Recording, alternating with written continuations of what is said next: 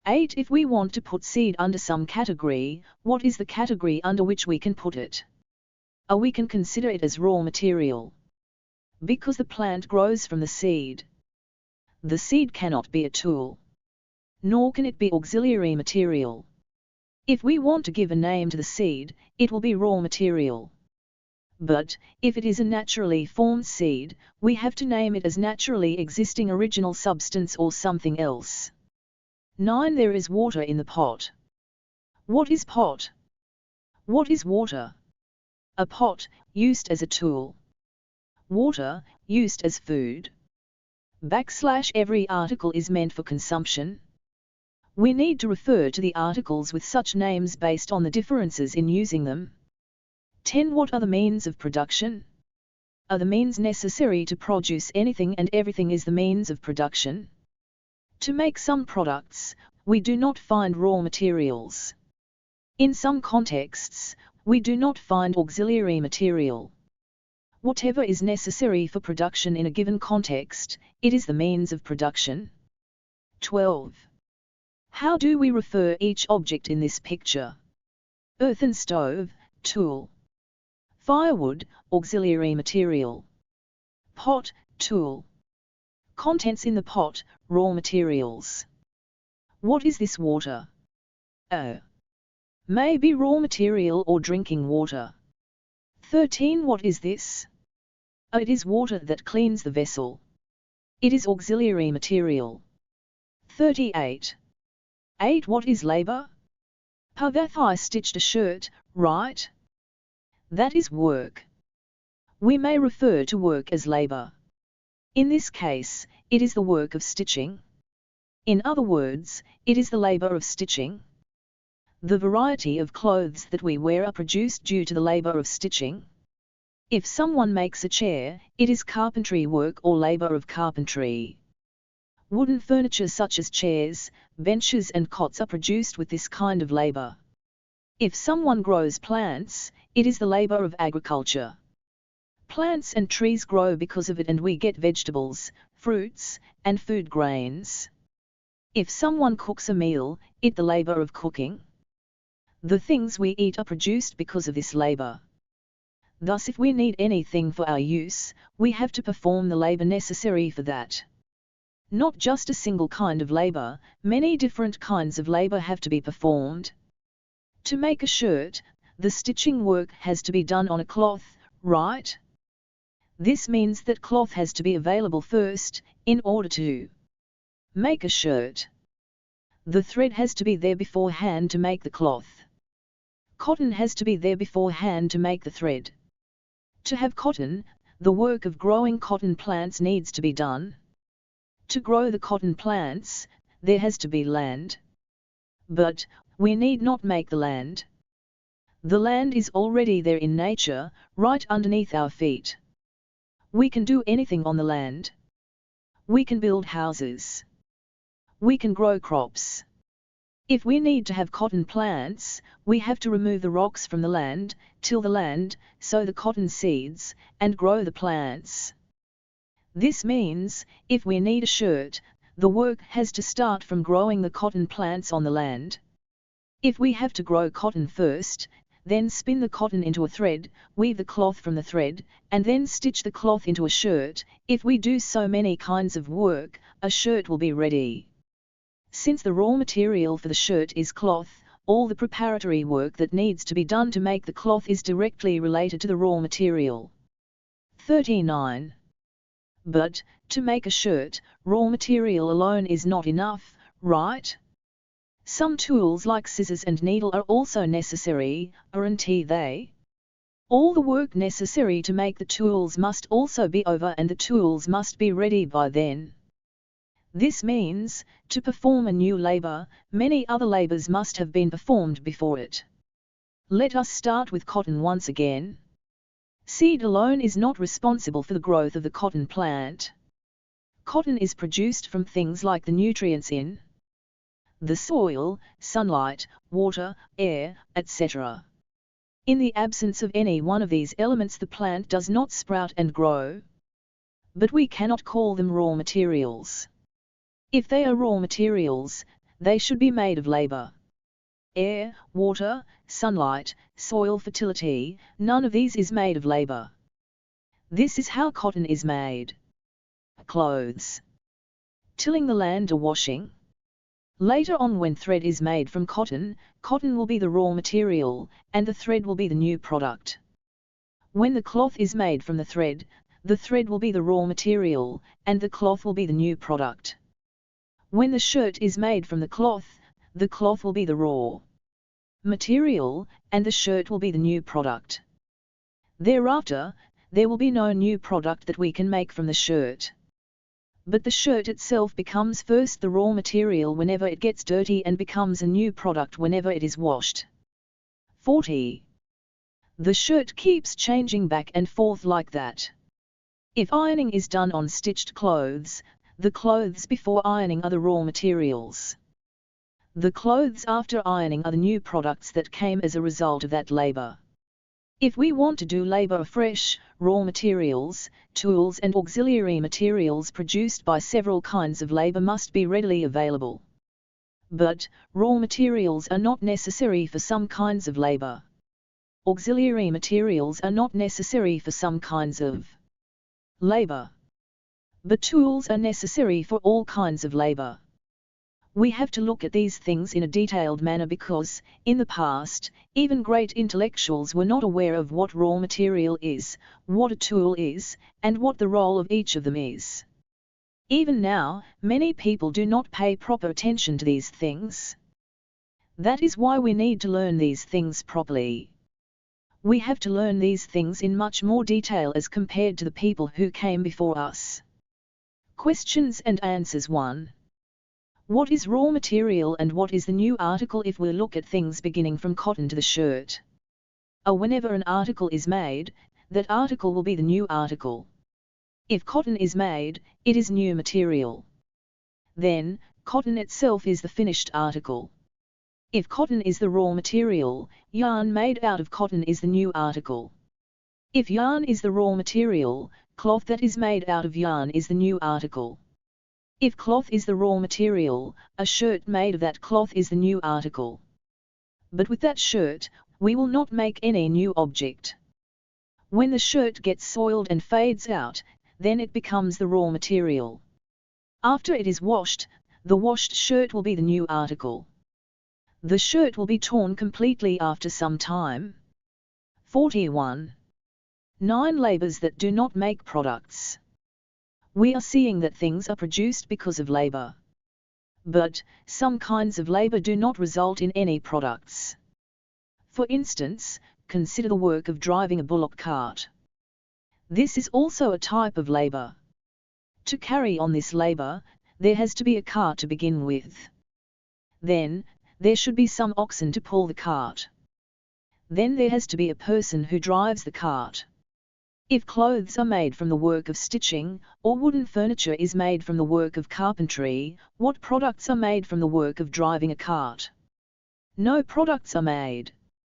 But, some needs are met because of this work. People ride in the cart and travel from one place to the other. Even the goods can be moved from one place to the other. This work of driving the cart must be called the labor of transport. Without this work, people will have to walk for long distances.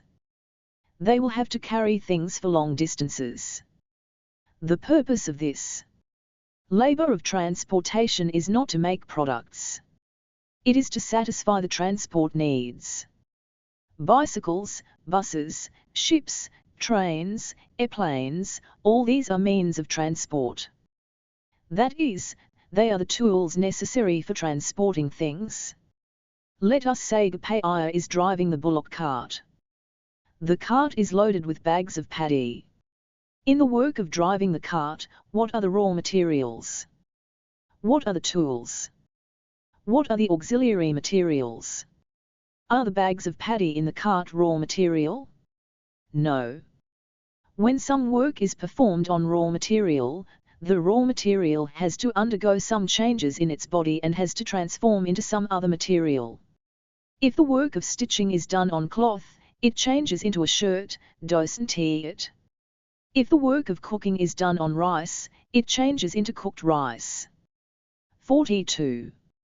Doesn't it? In the same way, do the bars of padv in the cart change into some other material bv the time they are unloaded from the cart? It does not happen like that. Whether it is people or goods that travel in the cart, they will not become raw materials. There are no raw materials in this work. There will only be tools and auxiliary materials. For the work of driving the bullock cart, we first need to have the cart, don't we? It is a tool. We also need to have the oxen, don't we? They are also tools. We need fodder for the oxen, don't we? In the work of driving the cart, the fodder is neither a raw material, nor a tool, it is an auxiliary material. Suppose we have to apply some lubricating oil to the wheels of the cart. That lubricating oil too will be auxiliary material. For driving a bus, we need to pour some oil into the engine, don't we? Since the oil is burnt while driving the bus, the diesel is auxiliary material. Does Gapaya drive the cart, or do the oxen drive the cart? Or, do Gapaya and the oxen drive it together? Gapaya alone does it. Gapaya is the one who does the work of driving, not the oxen. Even though the oxen pull the cart, it is not the same as driving the cart. Driving the cart essentially means directing the oxen. Before the oxen are tied to the cart, there is nothing to drive. Does anyone drive the cart without oxen? After tying the oxen, the work of directing the oxen is itself the work of driving the cart. It is the man and not the oxen that directs the oxen. Oxen do not direct themselves. If the oxen walk some distance while Gapaya takes a nap in the cart, it does not mean that the oxen are acting independently. Without the cart driver, the oxen do not tie themselves to the cart and pull it. In the work of driving vehicles such as cars, buses and trains, oxen are not involved. Engines are involved. We have seen that oxen are tools in the work of driving the cart. Similarly, engines are also the tools in driving these vehicles. Just as the cart driver does the work of driving the cart, it is the bus driver who does the work of driving the bus and not the engines. Whenever we speak of 43. Labor or work, we always need to remember this, it is the human beings that do the work, not the tools. Using the tools, human beings alone do the work. We should never forget this. We have seen that all kinds of work do not necessarily result in some products. In fact, not all kinds of work can be called labor. We have to see this later. Questions and answers 1. What articles are made due to driving? No articles are made. But, that labor is necessary to transport people and luggage from one place to another. 2 oxen pull the cart. Do oxen perform the labor of pulling the cart? We have to understand labor as something which human beings alone do. The bodies of oxen do face a lot of hardship in pulling the cart. They get exhausted. Yet, we should not consider the pulling of the cart by the oxen as equal to labor which humans perform. The term labor applies to human beings only. If the cart driver does not drive the oxen do not pull the cart. 3 animals are animate tools. But, do humans have the right to use them as tools? Does it not amount to violation of the rights of animals? Issues like rights and responsibilities are related to human society. Other beings do not have rights and responsibilities. But as humans make use of animals as tools, they ought to behave with great responsibility. Animals must have ample food to fill their bellies with and clean surroundings to live in. People have to take care of their ill health and give them sufficient rest. Humans should not behave towards animate tools the way they behave towards inanimate tools such as hammer, knife, plough or loom. Using animals like tools has been an inevitable need for human beings so far. Hence, humans ought to be responsible towards them. humans ought to demonstrate. 44. Mainly humaneness towards animals. In due course, human beings ought to give up using animals as tools. For we rear cows and shear buffaloes for the sake of milk. Just as we consider cart-pulling oxen as tools, should we also consider milk-giving animals as tools? Oh! Do we consider plants and trees that give fruits and grains as tools? No, we don't think so. It is the same case with milk-giving animals also. Every word that applies to the making of inanimate objects does not apply to living beings. 5. 6. Mention some types of labor which do not make articles. Labor of driving the cart, labor of teaching, labor of treating patients. 45. 10. All labor is work, but all work is not labor. Cooking rice is work. It is also labor. Eating rice is also work. But it is not labor. Teaching is work. It is also labor. Learning is also work. But it is not labor. Labor always means some kind of work. But work may or may not be labor. Not all kinds of work is labor. Let us say in someone's house, there is a servant maid named Savitri, to take care of the kids. She bathes the children, feeds them, entertains them and puts them to sleep. She does many other things. All these things are called labor. The work that Savitri does in her own house to take care of her children is also labor. To bathe the children is labor. To take a bath herself is not labor. This is not labor. 46. To feed the kids is labor. To eat herself is not labor. To put the children to sleep is labor. To sleep herself is not labor. If she takes a bath, eats food, or reads a book, all this is work. Her body will be tired to some extent while doing this work. But these kinds of work are not labor. We should not think that every work and every movement that we make with our body is labor. Let us look at the work of teaching. It involves a teacher and some students. There is no raw material in this labor. To carry out this labor, some objects are necessary such as a room, blackboard, chalks, chairs, benches, etc.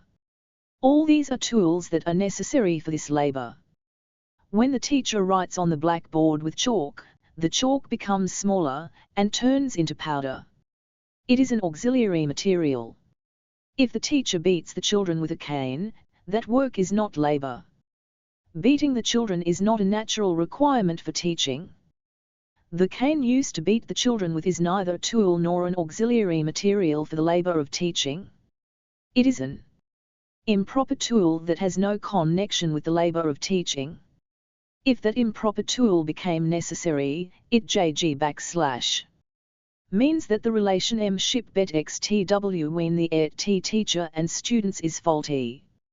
As it is wrong to beat the children, an improper tool was necessary only for doing some unethical work. Looking at the cane in the teacher's hand, we should not think that the cane is a necessary tool for the labor of teaching. It is the teacher who teaches. Teaching is a type of labor. In that labor, it does not mean that the students are also working along with the teacher. There the students are merely learners and not teachers. Even though learning is also work, it is not labor. It is labor if a coach organizes games and instructs the children to play. But to learn. 47. The games and play is not labor for the students. Is walking in the cool breeze for bodily health labor? No. Is reading the newspaper labor? No. The meaning of labor will be clear when we complete some more lessons. Mining or extracting labor. In mines that are under the ground, we find coal, many kinds of metals, minerals, petroleum, oils, and gases etc. which are naturally formed. Likewise, we find fish and pearls in rivers and oceans which were naturally formed. The kinds of labor involved in extracting these naturally existing materials are collectively called mining labor or labor of extracting. When extracting labors like these are performed, there are no raw materials involved. We have seen some points about this aspect in the 9.1h lesson. In the mining labors, only the tools and auxiliary materials are necessary. The materials that are produced because of this mining labor are later used as raw materials for other kinds of labor. Metals like gold, silver, copper and iron are naturally formed inside the earth. Unlike coal, which exists as big chunks under the ground, these metals do not exist in their pure forms. They exist in the form of small particles of ore mixed with the soil under the ground. Only when different kinds of labor are performed, like digging the soil, separating the ore, and purifying the metal, do we get blocks of pure metal. We can make many kinds of products from these blocks of metal. We are discussing all this to understand what money is, aren't we? Money is made from gold. But it does not mean that we know what money is just by knowing that money is made from gold. We have to first learn about making use of different kinds of products. All members of Sanjay's family make pots from clay. They make everything from clay, small clay cups, vessels for cooking and big pots for storing. 48. Water. Their house is always full of many new pots. But the pots alone do not satisfy all their needs. They need rice, vegetables and milk daily. Occasionally they need clothes and shoes. How do they get all these things? They only know how to make pots and do not know any other kind of work. So, how will they get other kinds of things? Questions and answers. 1. Labor means work, but work does not mean labor. Explain this statement. A labor means some kind of work. But work which we do for the sake of our own body is not labor.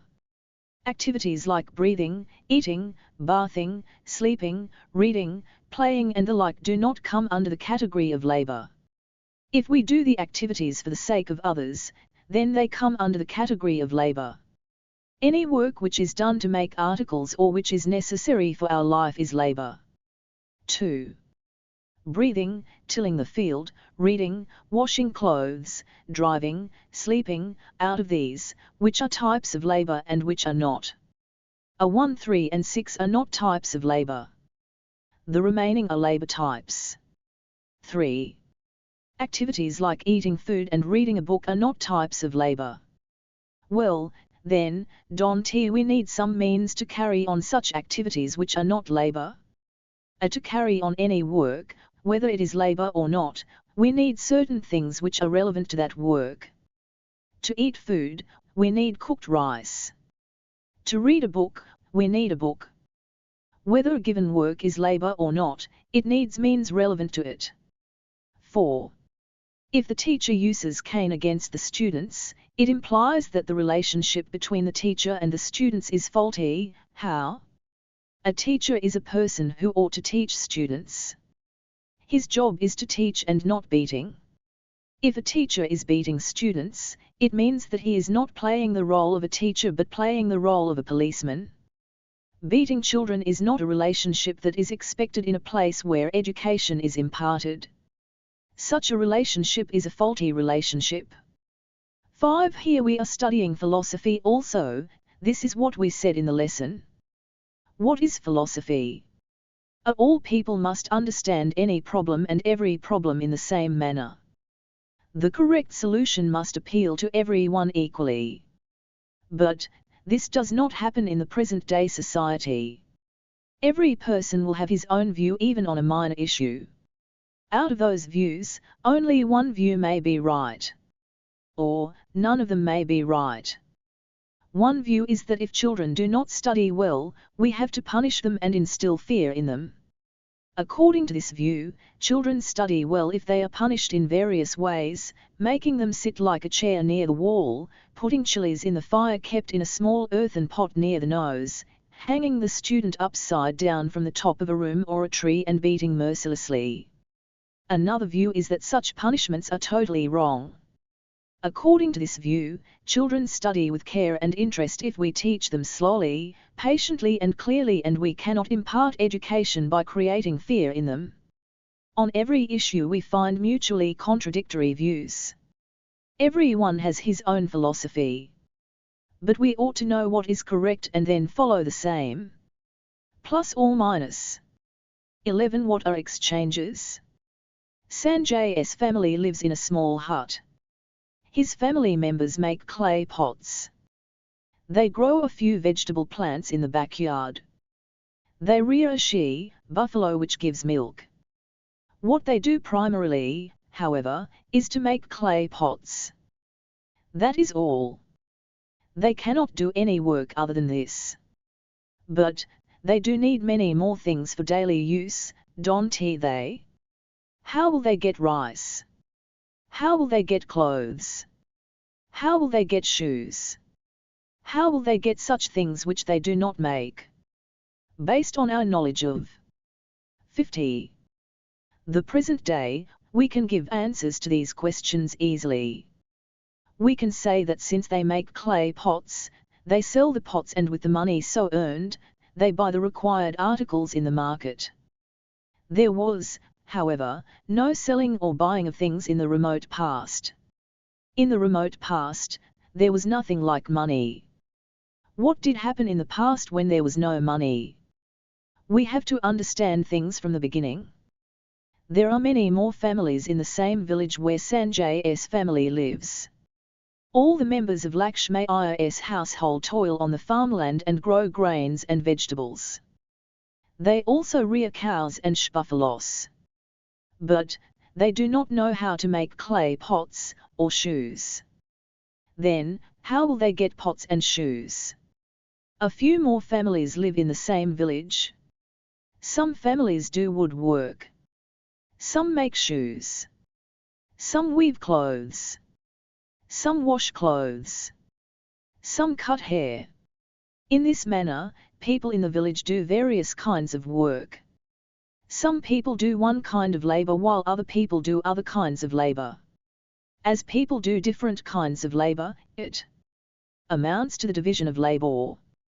Since a single person cannot perform 100 kinds of labor, different people doing different kinds of labor amounts to division of labor. Let us suppose that the members of a household need 10 different articles for their minimal subsistence. But they are able to make only 2 or 3 types of articles. They do not know other kinds of work. In that case, how will they get articles that they do not make themselves? This is not the problem of a single household. Every household faces the same problem.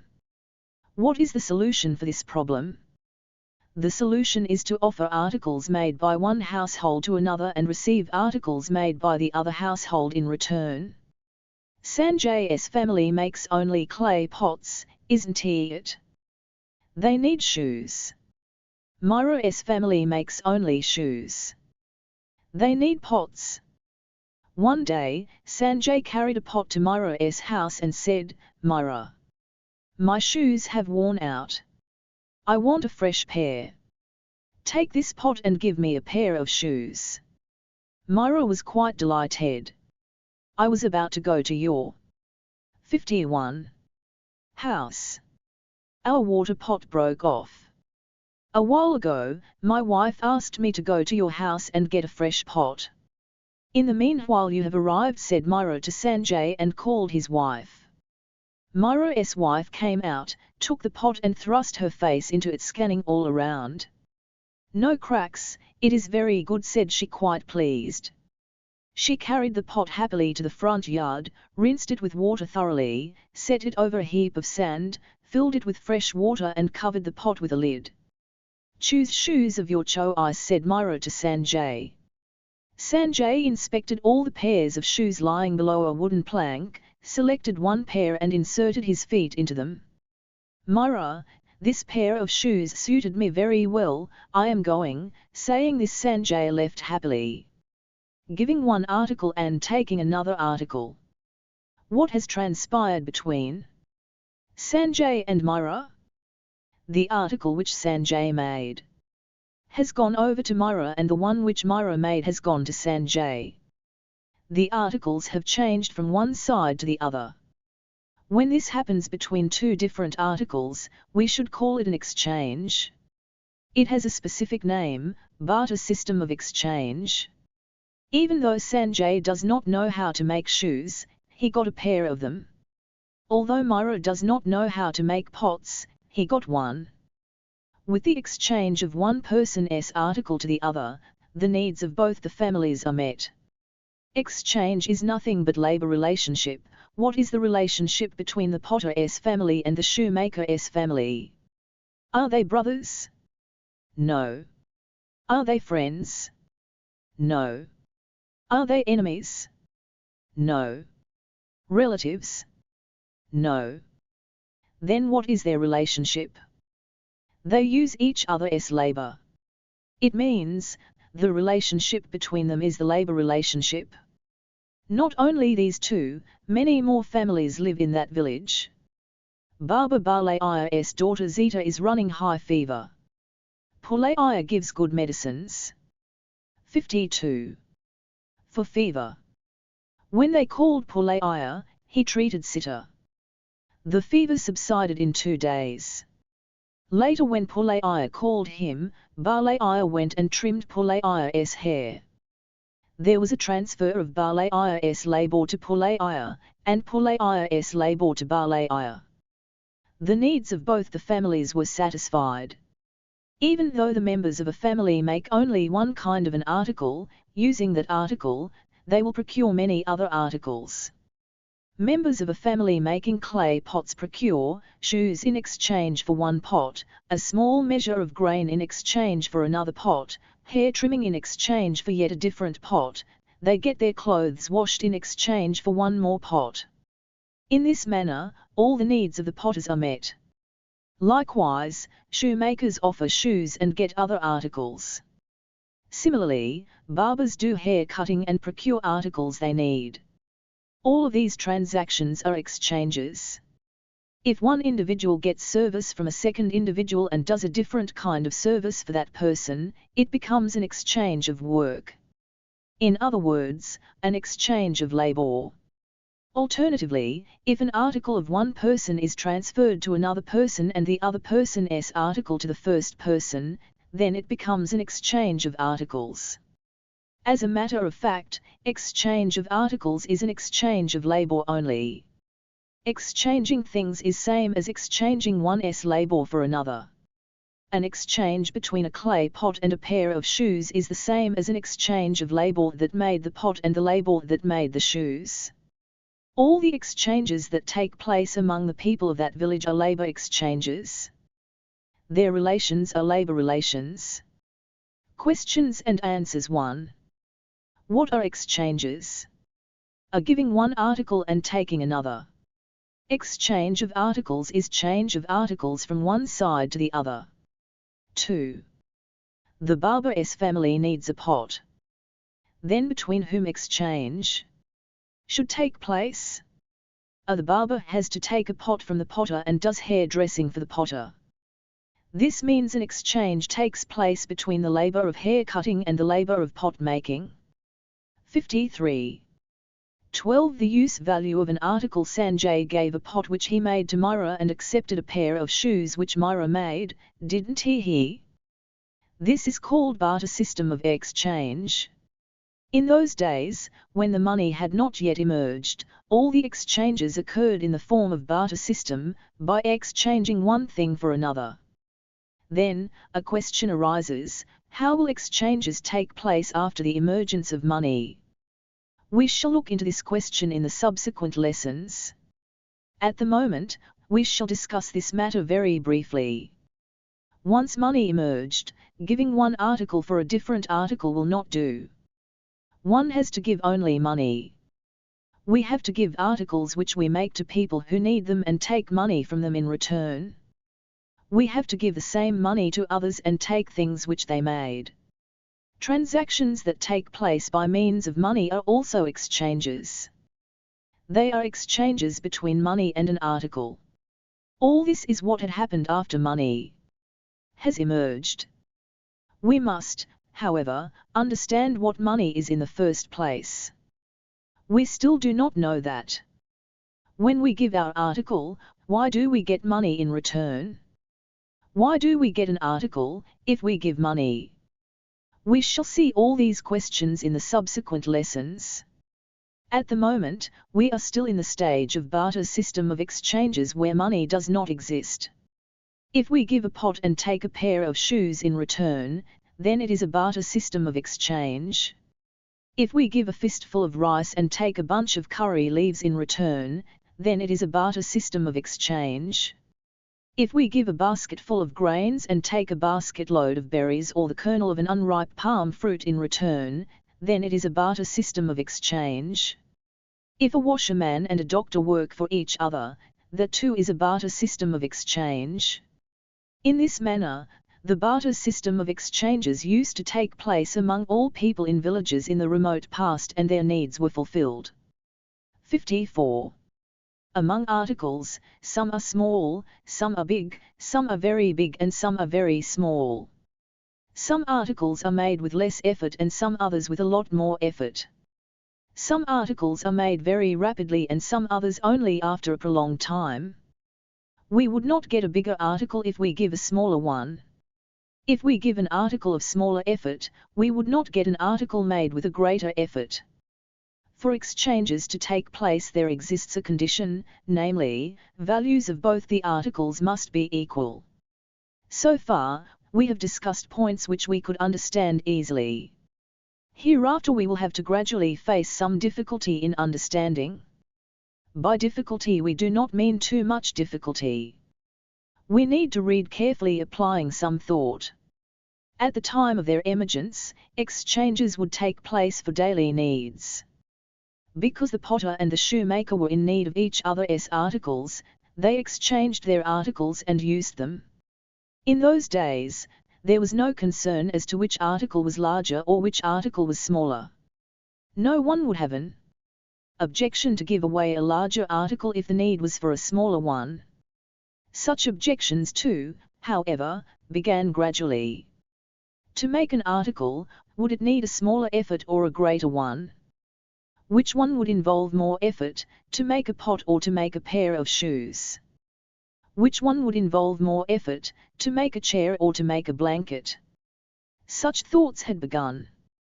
Which article is difficult to make and which one is easier to make would become clear gradually through experience.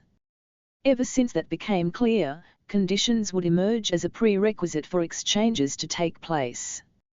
Now we must examine a few things very carefully. Every article would have two aspects: the aspect of utility, the aspect of exchange. On the first aspect, what is the utility or use of a pot? It is useful for storing water. Storing is the natural property of the pot. This property is present within the body of the pot. We should call this property of pot as th registered trademark symbol use, value of the pot. What is the use of a pair of 55 shoes? While walking, shoes protect our feet from stones and thorns. That is the natural property of the shoes. This property is present within the body of the shoes. We are of the labor that makes those things. A certain quantity of labor has to take place to make the pot. For the pair of shoes too, a quantity of labor has to take place. Only when the labor of pot is equivalent to the labor of the shoes, an exchange between these things is possible. If greater labor is spent in making one thing and lesser labor is 58 spent on making a different thing, the owner of the first article would not accept that exchange, and an exchange between them cannot take place. Well, then, how do we know for which article more labor was spent and for which article less labor? How to measure labor? To measure weights, there is a system of balance. To measure height, there is a system of scale. Then, to measure labor, what system exists? What is the means for measuring labor? To measure labor too, there is a system. There is a means. That means is the time. That is, how many hours? How many days? This is the means to measure labor. How much time was spent in making a pot? How much time was spent in making a pair of shoes? If more time was spent, it is more labor. If less time was spent, it is less labor. If the labors are equal, then neither of the people who exchanged the things would be at loss. If we give a thing made with less labor, we would not get a thing made with more labor. Let us suppose that a total labor of 2 hours went into making a pot and a labor of 5 hours into making a pair of shoes. If an exchange takes place between these two things, for the potter, it is same as giving away 2 hours of labor and taking 5 hours of labor in return. Potter likes this. The potter would agree gladly for this exchange. But, for the shoemaker, this is same as giving away 5 hours of labor and taking 2 hours of labor, isn't he it? He does not like this. He would not agree for this exchange. Therefore, an exchange would not take place between a thing made of more labor and one made of less labor. The actual principle in an exchange between two different things is that the labor spent on the thing which we give away and the labor spent on the thing which we take must be equivalent. If the measures of labor in both of the things are equivalent, by virtue of this property alone, exchange can take place between the two. Labor being equivalent in two different things is the property common to those two things. The name of the feature which is a prerequisite for an exchange is the exchange value. Let us suppose that it took 2 hours of labor to make a pot. That is the exchange value for the pot. Let us suppose that to make a pair of shoes also it took 2 hours of labor. That is its exchange value. In that case, it would mean that the pair of shoes contains as much exchange value as that of the pot. If we give a pot and take a pair of shoes in return, it would mean that we received the same amount of labor which we gave away. The potter would give away 2 hours of labor and take back 2 hours of labor. Similarly, the shoemaker would also take back as much labor as he gave. Because of the exchange between the pot and the shoes, neither of the two persons would be at a disadvantage. This wouldn't, however, mean that there would be any advantage either. The value given away and the value taken in return are equivalent. We have to read this figure as follows. The value of the pot is a pair of shoes. It also means, the value of shoes is the pot. Pot and shoes are equal. Equal in what respect? Not in respect of use value but in respect of exchange value. That is, in respect of quantities of labor necessary to make those things. Because of this exchange, the potter would get a pair of shoes. And the shoemaker would get a pot. This happens while neither of them gains or loses anything. They get back the same amount of value which they gave to the other. As a result of this exchange, the needs of both the parties are satisfied. By the way, when the exchanges began in the past, did people of those times know of labor? Did those people know that a pot would take less labor and a chair more labor? They didn't. In the beginning no one knew about labor. Whoever needed an article from others 60 would offer their articles for the thing they needed. The second person too would offer his thing for the thing he needed. In the early times, there was nothing like common feature. They were not aware of it at all. Gradually people gained more experience. They began to know which article would take more labor and which one would take less labor. Yet, even when these matters become clear, those calculations won't be accurate. We have to assume that in the past, exchanges would take place without precise calculation. Questions and answers 1. What is exchange value? A value which is necessary for an exchange to take place between two articles is the exchange value. The labor that is necessary to make those articles is their exchange value. 2. Every article is made of labor, isn't it? Does it mean that every article has an exchange value? As soon as an article is made, its labor will not necessarily turn into value. Only when that is exchanged with another article, the labor of those two articles will be counted as values. If an exchange does not take place, the question of value will not arise. 3. If an exchange between two different articles has to take place, what feature should be common between the two articles? Their value should be equal. It means the quantity of labor that went into the making of those articles should be equal. 4. Illustrate with figures the means to measure weights, heights and labors. For weighing. To calculate labor time and days. 61. 14. What if an article is made quickly? Or made lazily? Some people do the work quickly while others do the same work very slowly. If a person makes a thing briskly in a short time, would that thing have less value? If a different person makes a similar thing sluggishly taking longer time, would that thing contain more value? It can be. A single family does not make pots. A few more families would also do that work. Let us suppose that for all the potters, it would take generally 2 hours of time to make a pot. That duration of time is its measure. One person might take a little longer time and a different person a little shorter time. The duration of time generally required would, however, be the value of that thing. Let us suppose that the time generally required to make a pot is 2 hours. If a person took 6 hours to make a similar pot, its value will not increase. Those 6 hours will be counted only as 2 hours. If a different person could quickly make the same pot within an hour, the value of the pot will not decrease. It will also be counted as only 2 hours. Let us suppose that the shoemaker carried a pair of shoes along and set out for a pot. If the potter said foolishly, "I want to give away this pot like before. It took me 6 hours to make it." The shoemaker will be surprised and would say, "Isn't it an ordinary pot? It has no designs, etc., has it? Why did it take longer time?" he would ask. Well, it took that much time. What can I say? There you go, that pot what you folks use there appears to be a new one. How much time did it take? That one took only 2 hours. Only this one took 6 hours. In that case, I don't need this.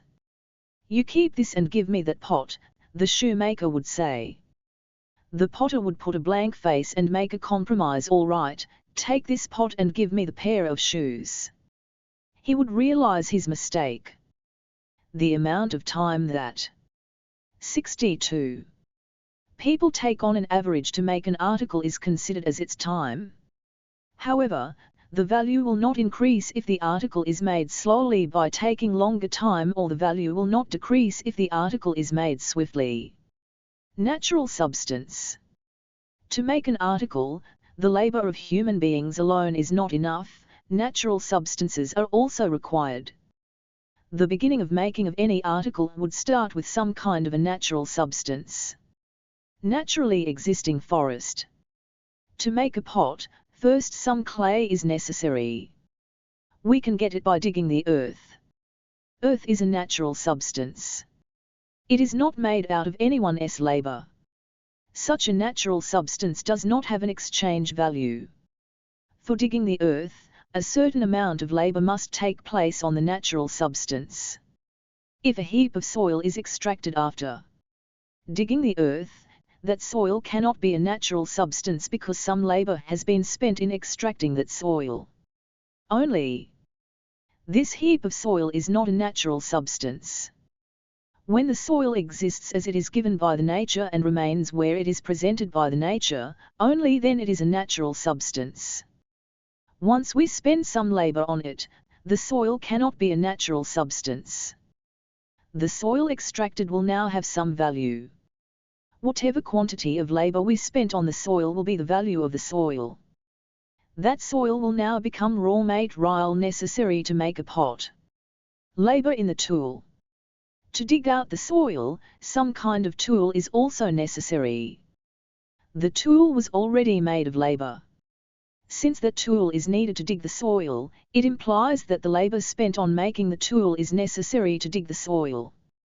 Look at tools like spade, plow or a crowbar. If we perform a small job with it for an hour, will that tool be worn out? No, it won't. Such tools will function for several years. We have to get it sharpened and repaired. 63. Periodically. After some period of time, they will become useless even if we get it sharpened. Every tool will have a certain lifespan.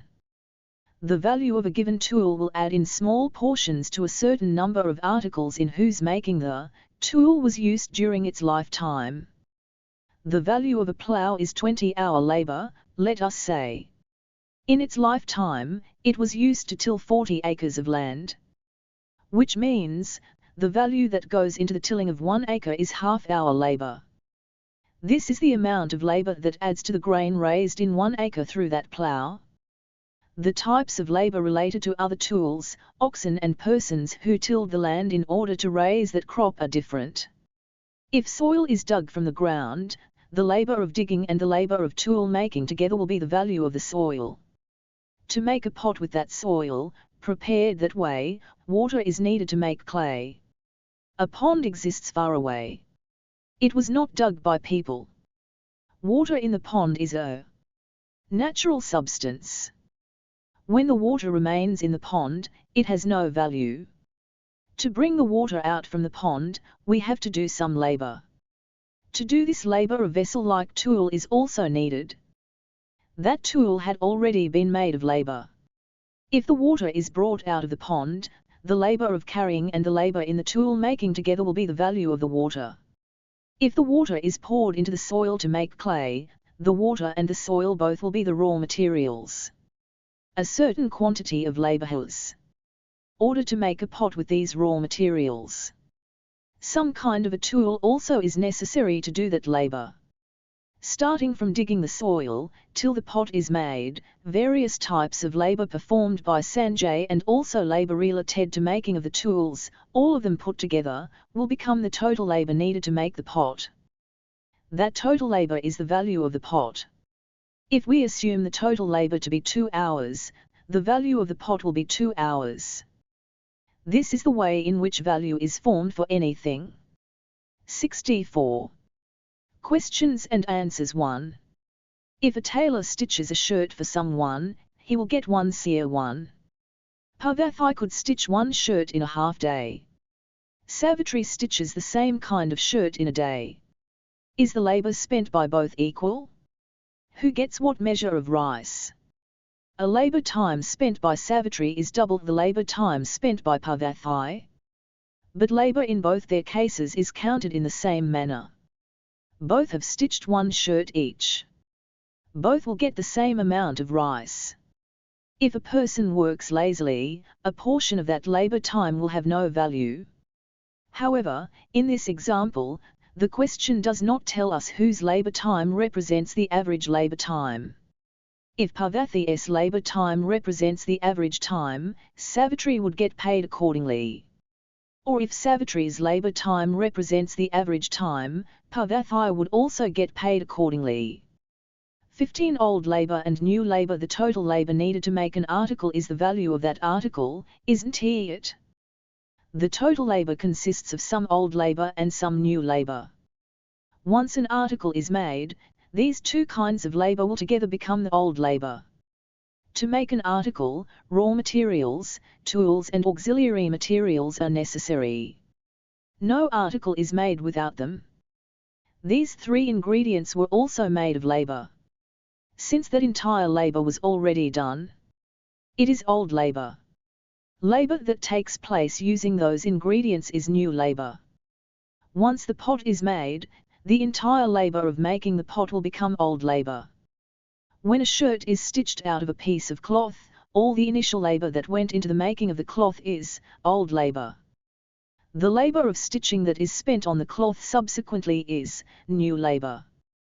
Once the shirt is made, the labor of stitching will also become old labor. 65. The other names for old labor: past labor, finished labor, labor in the form of objects, dead labor. Whatever name we may use, it relates to the means of production. This is old labor.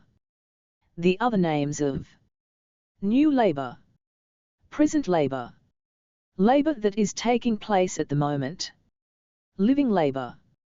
Whatever be the name, it is new labor. If the past labors do not exist, it is not possible to perform new types of labor. Exchange value of a thing is nothing but labor. It is a combination of old and new labors. Since all this is labor, it is all right if we call it labor. A distinction between old and new types of labor is not always needed. We need such a distinction only in those contexts where we need such details. While certain things are made with more labor, others are made with less labor. If the labor is more, its value would be more. And if the labor is less, its value would be less. Products made by means of agricultural labor do not possess the same value always. It is because the crop raised in 1 acre of land will not be of the same quantity every time. If the crop is more, the labor time necessary for 1 bag of grain will decrease and the value of a bag will also decrease. Or, if less crop is raised, the labor time necessary for 1 bag will increase and the value of 1 bag will also increase. If rice is made out of that grain and if bread is made with that rice, the values of the substances made out of the grain vary in accordance with the changes in the values of grain. The value of an article or a substance is the labor that is 66 necessary to make it. The value of the pot is 2 hours of labor. The value of the shoes is 2 hours of labor. Since the value of these two things is equivalent, an exchange takes place between the two. The value of the shoes is 2 hours, isn't it? If the value of the pot is only 1 hour of labor, an exchange cannot take place between the two. Then if the potter wants a pair of shoes, he must offer 2 pots. Only then the value calculations will be appropriate. Exchanges take place only between things of equivalent value but not between things with different values. This is the law of value. We have seen that value means only labor. The value of the pot is 2 hours of labor. Could one, however, see value in the pot by looking at the pot? By looking at the pot one could see its physical characteristics, whether it is black or white, whether it is big or small. If we look at a shirt, we can make out that it is made of the labor of tailoring. Looking at a chair, one can make out that it is made of the labor of carpentry. Looking at any article, one can precisely understand what kind of labor must have gone into making that article. We cannot see the feature of value in its body. Because, though labor means value, the labor that appears in the thing is not its value as precisely as it appears in a particular form. Exchange value does not mean that the kinds of labor which make a thing would appear directly with their forms. It is a big process whereby labor that appears in a thing is converted into its value. Seeing tailoring in a shirt or carpentry in a chair is not the same as seeing the value. Then, how can we see value? Questions and answers. 1. What is old labor? What is new labor? Explain with examples. Old labor means labor that had already been done. New labor means ongoing labor. Cloth has to be stitched into a shirt. Cloth had already been made. Labor that made the cloth is old labor. The stitching labor that is being done on that cloth is new labor.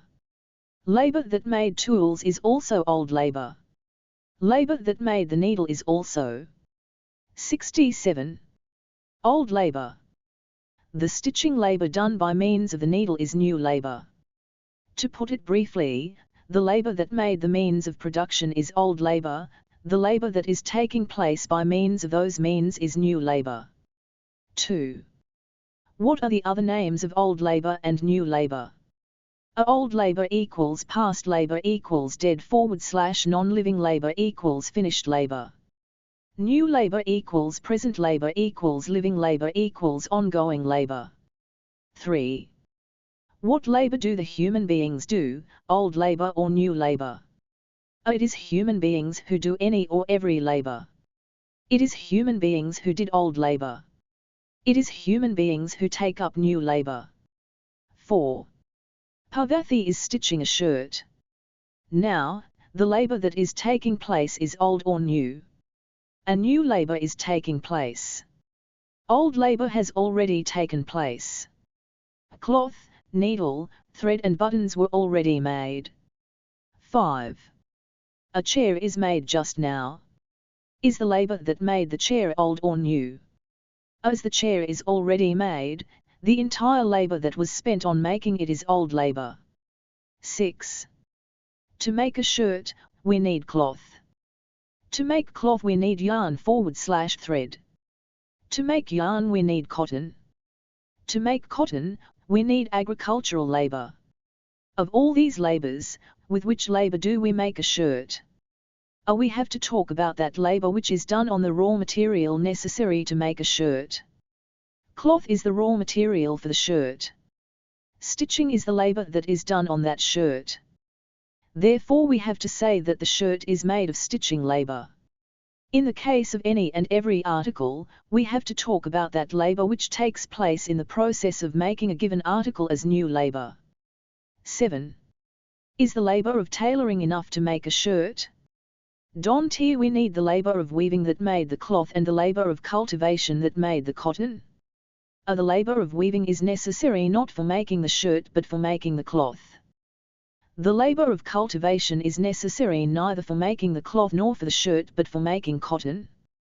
If we start 68.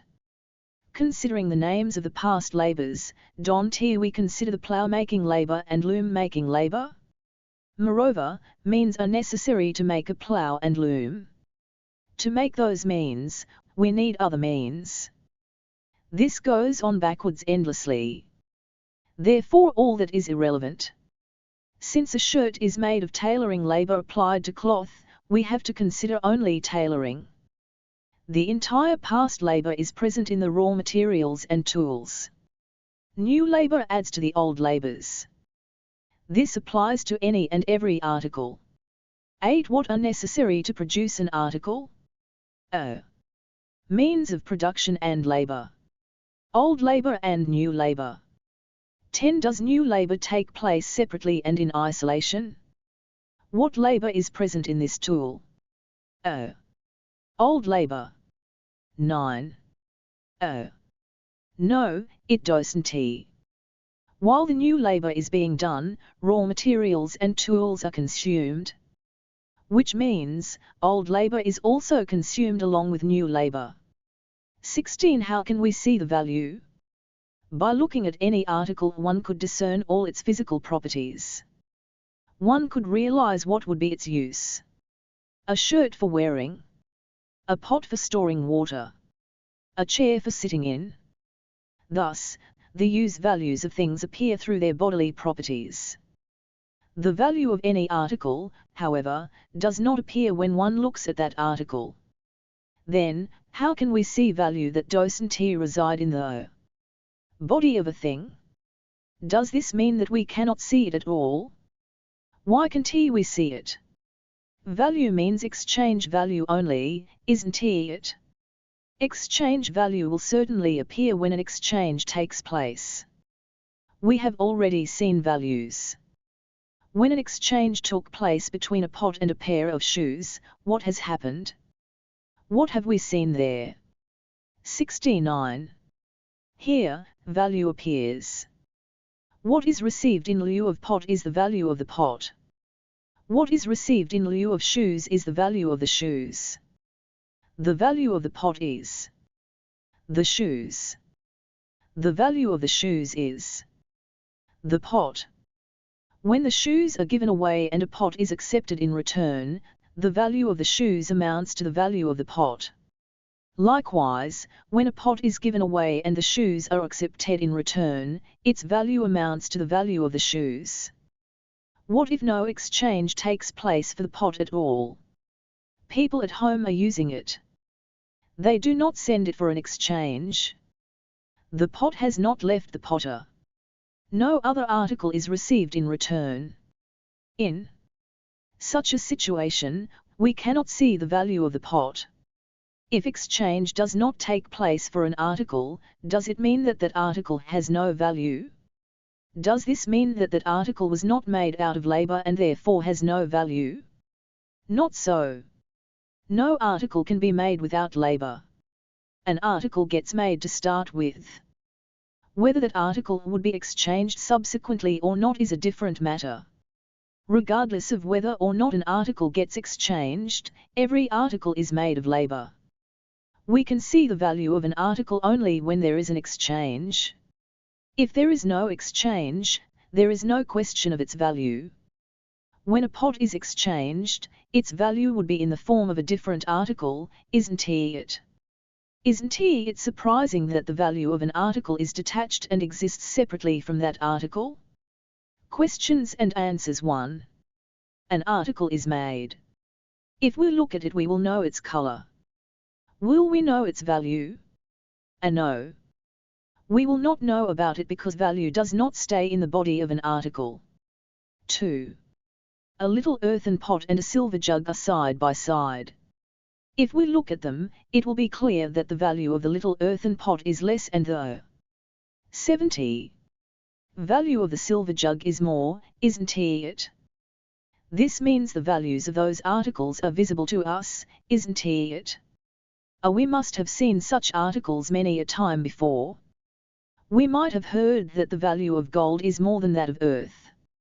Based on such experiences, we can imagine to some extent the value of any article that we see. We assume that a little earthen pot would have less value and a silver jug would have more value, not because their values appear in their bodies. 3. What is the value of this article? I don't know.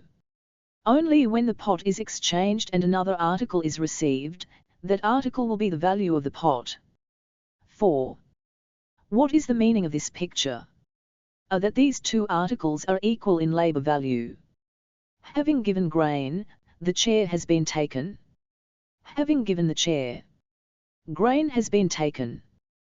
This is barter system of exchange. The exchange that took place between the pot and the shoes is also barter system of exchange. 5. What does this mean? It is an exchange. 6. What is the value of the pot? The value of a pot is a pair of shoes. 7. What is the meaning of this picture? If she stitches the shirt, he would wash her clothes. 71.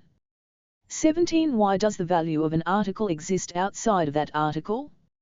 If a person makes an article and uses it for his own needs, we cannot know its value. We cannot see its value. If he gives away that article for free to others, then also, the question of its value does not arise. An exchange took place between a pot and a pair of shoes. When the potter gave away the pot, he got the shoes. Why did he get the shoes? Those who received the pot have to pay the value of the pot and therefore they gave the shoes for that value. Since the pot has gone into an exchange, its value has come. Now, the value of the pot appears as shoes. That is, the value is in the form of the shoes. If we see the shoes, it amounts to seeing the value of the pot. Similarly, with regards to shoes, the value of the shoes also appears as the pot. In the form of pot. To say that the value of the pot is in the form of shoes means that the value of the pot is not present within the body of the pot. It is outside of the body of the pot. Likewise, to say that the value of the shoes is in the form of pot means that the value of the shoes is not in the body of the shoes. It is outside of the body. In order to be visible, the value of any article exists outside the body of that article as a different article. Whereas the use value exists inside the article and not outside, doesn't it? This means, in order to see the value of an article, we have to see another article. Value of the pot is outside the pot. 72. Why does the value of an article exist outside its body instead of being within? This is the question that must arise first and foremost with regard to value. We shall see the answer to this question later. Does the value of a pot always appear in the form of shoes? We have seen that the value of the pot exists in the form of shoes, haven't we? Does the value of the pot always exist in the form of shoes? Not so. The pot doesn't always gets exchanged with the shoes, does it? Since the pot presently got exchanged with the shoes, the value of the pot now exists as the shoes. If the same pot got exchanged with an article other than the shoes, its value would exist as that other article. Sanjay's household makes not one or two but many pots. The family members use only some of these pots for their own needs. They put the remaining pots in exchange and get different articles. They will not get only pairs of shoes in exchange for every pot. If they get shoes in exchange for one pot, they can get paddy by giving a different pot. And they can get a winnowing basket by giving a third pot. They may get their clothes washed for the fourth pot. Whichever article they get in return for a pot will be the value of that pot. The form of the accepted article will be the value of the given article. The value of one pot will be in the form of the shoes, the value of another pot in the form of paddy, and the value of the third pot will be in the form of winnowing basket. This is how they exist. The potter will offer a pot in exchange for an article that he is in need of. The potters have given away pots and accepted different articles. In every exchange, the value of the pot is outside of the pot. Let us suppose that 10 pots are of the same size and form. The labor that made them all is of the same kind. Their values are all equal. However, since the 10 pots would exchange each with a different article, each will have a value form of its own exchange. Let us examine an article cow-led paddy. The paddy grower might offer some paddy and get a pair of shoes, or he might offer paddy and get some sugar in return. Although the entire paddy is of only one kind, since it exchanges with different articles, its value exists in different forms. 73. Whether the pot is exchanged with shoes, jaggery, paddy or any other article, what exists as the value of the pot is another article. That value exists outside the body of the pot. Use value will not exist outside like that. It exists inside the body of the article.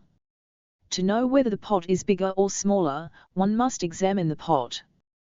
To know whether a mango fruit is sweet or sour, one must taste that mango fruit. However, to know the exchange value, one must look not at the article but outside of it. From this, one must understand that the use value is a natural quality and the exchange value is an unnatural quality. Only the bodily properties are natural and desirable. A quality that is not related to the body and remains external is unnatural and undesirable. These are the issues that one must understand first. Questions and answers. 1. Sanjay made 4 pots. All are of the same type. He gave them to different persons and took different types of articles from them. Do all the pots have the same value? Is the value form of those pots the same? Oh. All the 4 pots are of the same type. All have the same labor. 74. Time. Therefore, their value is equal. But the forms of their values are not the same, since those pots are exchanged with different articles. While the value of one pot is in the form of grain, the value of another pot will be in the form of shoes. Even though the value of all the 4 pots is equal, the forms in which the returned value appears are different. 2. Why does the value of an article stay away from and outside the article? If value were a natural property, it too would have been in the body of an article like its color and weight. Since it is not a natural property, it stays outside the article. What types of labor are these? Oh. Old labor. 5. Value means labor, isn't it? Then, how can labor be unnatural?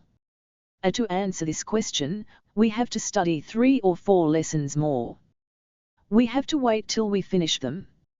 4. Show the pictures of old and new types of labor in the work of washing clothes. 6. Show some new types of labor. 75.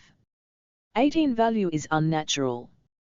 Properties natural for an article are its making and its use, only these two. An article does not exist if we do not make it. If we want an article, we must make it. This is natural. If the articles made are not used, the needs will not be satisfied. To satisfy needs, we must use articles. Using articles is also something natural. These 2 aspects are essential for human life. We may understand these aspects easily. But, are exchanges 2 equally inevitable issues? Equally natural issues? Without exchanges, would it not be possible to make and use articles? In the past, during the primitive stage, people survived making articles and using them without exchanges, didn't they? How was it possible? For the making of a shirt, one must have a cloth, a needle and the thread, right? Making of a shirt would halt if one of these things is missing. However, must the cloth, the needle and the thread be procured only through an exchange? If they are procured without an exchange, can't the shirt be made out of them? Similarly, if the shirt made is not exchanged, can't it be worn? Would it refuse to slide over the body? That means there is no relationship between exchanges and making of articles and their subsequent use. Exchanges are not natural needs. Articles are made and used even if exchanges do not exist. Exchanges are, therefore, unnatural phenomena. This issue, however, is difficult to grasp. Nevertheless, it is imperative to understand that exchanges are unnatural. Because exchanges are unnatural, the exchange value that results from them is also unnatural. Because value is unnatural, it exists outside the article. One is likely to get many doubts on this point. First doubt, how can value be unnatural? Doesn't value mean labor? Without labor things cannot be made, can they? In that case, how can labor be unnatural? Answer, indeed labor is essential for making things. Tailoring labor is necessary for 76. Making a shirt. Carpentry labor is necessary for making a chair. In this manner, without diverse types of labor, things cannot be made. Without labor, conversion of natural substances into things will not happen. Therefore, all types of labor that go into the making of things are natural. The aspect of naturalness, however, is not connected with the natural labor. It relates to the transformation of natural labor into value. Highly natural activity takes place while natural labor transforms into value. Only unnaturally transformed labor becomes value. Therefore value becomes unnatural. Tailoring labor is natural. Its transformation into value is unnatural. Carpentry labor is natural. Its transformation into value is unnatural. Exchanges are unnatural because only due to exchanges labor becomes unnatural. Exchange value is unnatural. Second doubt, how can exchanges be unnatural? No person can make more than 2 or 3 articles, can he? But human beings need many kinds of articles, don't they? Without the system of exchanges, how can they procure other types of articles? How can the needs of the human beings be satisfied? How can exchanges be unnatural? Answer, all these questions are excellent and intelligent. Questioning is an indication of thinking. There are right answers for all these questions. However, we cannot understand all of them here. We are yet to look at a few more lessons. True, a person cannot make all the kinds of articles that he needs. It is also true that due to exchanges, the needs of human beings are satisfied. However, all this is because human relations exist in a certain manner. There is a kind of unnaturalness in these relationships. Exchanges have become necessary because of this unnaturalness. In the absence of such unnaturalness, there will be no need for the exchanges. When there is no need for exchanges, a situation will not exist where natural. 77. Labor is transformed into value. We cannot see how all this would be possible right in this lesson. Why are exchanges unnatural? Why is value unnatural? For those people who already got such doubts, a couple more doubts also must occur with regard to exchanges. This is how it goes. Why does the value of the article exist outside its body instead of being inside? And if the value of an article is a natural property, should it not appear always? Why is the value visible only when an exchange takes place and remains invisible when the exchange does not take place? One ought to get these doubts as well. Since we started with the question what is money, we haven't even looked at money until now. We are approaching money shortly little by little. 19. All the value belongs to labor. It does not belong to any material. Could we say that an article is made out of only labor? To say so would be erroneous. Because, to make an article, labor alone is not sufficient. A natural substance should also be available, shouldn't it? That means, for the making of an article, a natural substance and the labor, these two items are required. Natural substance plus labor equals article. First and foremost, this is what we must learn about the article. Now, the second point. Although two different elements are necessary to make an article, the value of the article does not belong to both the elements, but to only one. To the element called labor. If we understand this point correctly, it amounts to understanding the essence of economics. If this is understood, all the subsequent points will be understood easily. Let us take a shirt. Let us suppose that it needs 3 hours of 78. Labor to make the shirt. The entire value of the shirt is that of the labor. In the shirt, there is a material called cloth, isn't it? What about it? Doesn't it have a value? Cloth has value. However, if we analyze how the cloth acquired its value, it will turn out that the cloth's value also had emerged from labor. The yarn in the cloth too has value. If we analyze how the yarn got its value, it will turn out that the yarn too is a product of labor. The cotton in the yarn too has value. That too is produced by labor. If we arrive at the place where the cotton was grown, it will turn out to be the natural substance called earth. Earth has no value. When labor begins on a valueless soil, cotton will start growing. If that cotton acquires some value, it is not because of the earth but because of various kinds of new labor performed in growing cotton and also because of past labors connected with the means of production. That value belongs to those types of labor, not to the cotton particles. If the cotton weighs 1,000 kilos, out of that we must consider how much cotton and its value are required to make the shirt. To make the yarn out of the cotton, the past labor of tool making will add to the value of the cotton. After the new labor performed by means of the tools is also added, the resultant total labor will be the value of the yarn. Same thing happens when a cloth is made out of the yarn and also when a shirt is made out of the cloth.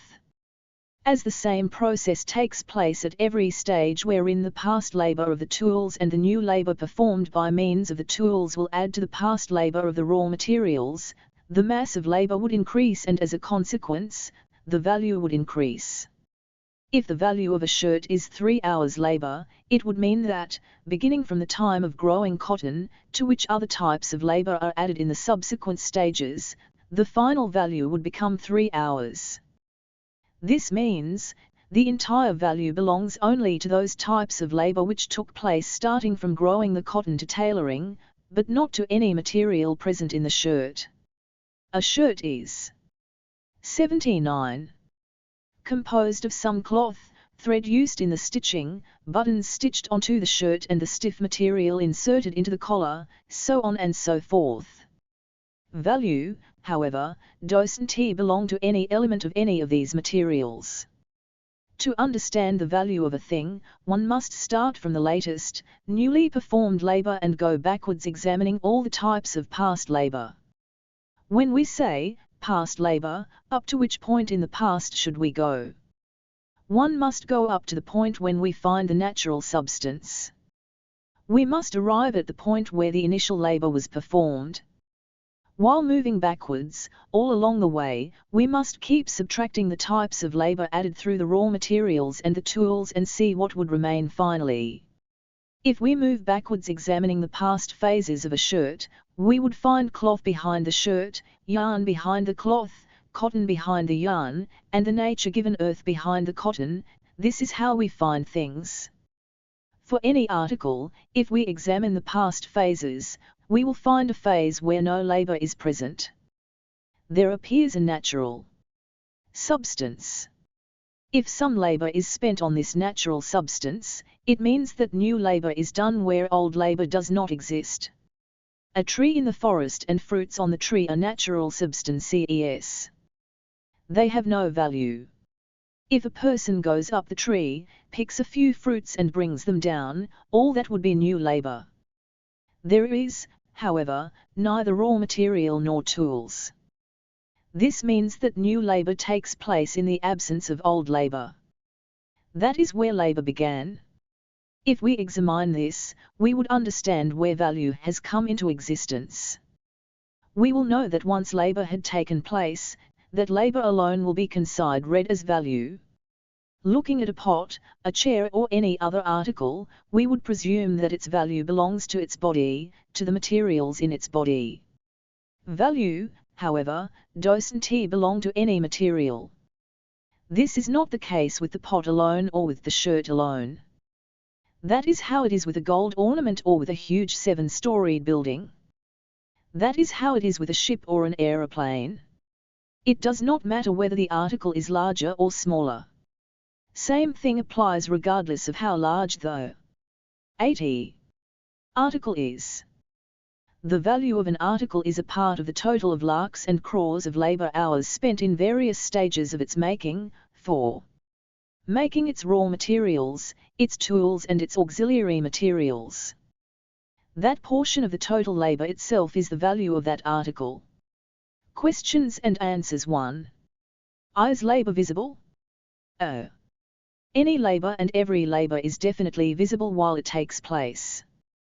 While stitching clothes, isn't the labor of stitching visible? While weaving takes place, is it not visible? Is cooking not visible? Similarly, any labor and every labor is visible. Not only while it takes place but also after it is over. When we look at the articles, that labor appears in the body of that article. If we look at a shirt, we can make out that weaving and tailoring had taken place. Same is the case with any product. 2 natural substance plus labor equals article, isn't it? But does natural substance appear in any article? Can we see the natural substance in a pot, shirt, chair or any other article?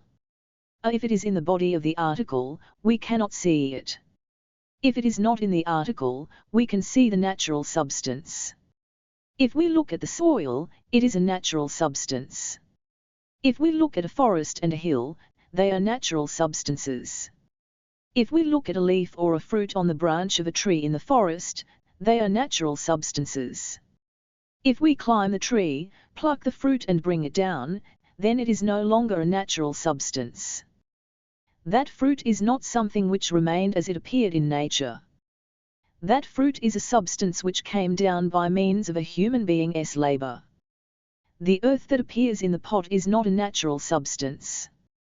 The plank that appears in a chair is not a natural substance.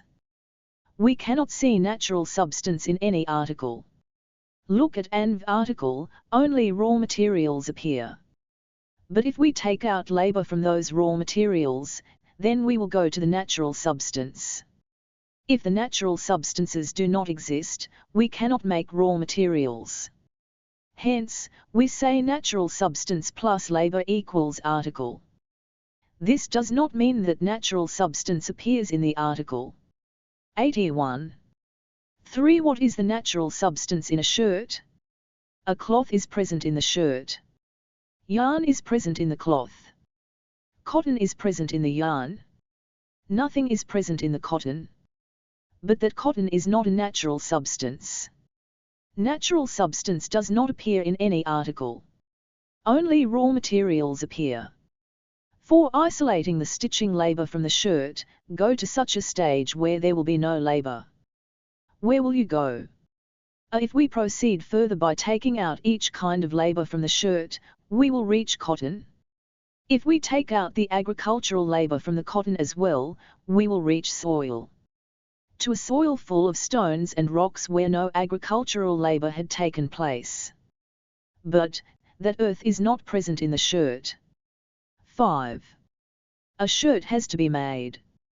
Cloth, thread and everything else are there. But there is no needle. What will happen? The work will stop. Work cannot proceed in the absence of any item in the means of production. 20 * natural matter and labor, article no value and value, commodity. When some labor is spent on a natural substance, the form of the natural substance would change a lot. When some soil is dug out of the earth, that soil is not any more the same that constituted the earth. If a pot is made out of the soil, that pot is not the previously dug mound of soil any more. Regardless of how the forms of materials change, value belongs neither to the natural substances, nor to the changed materials.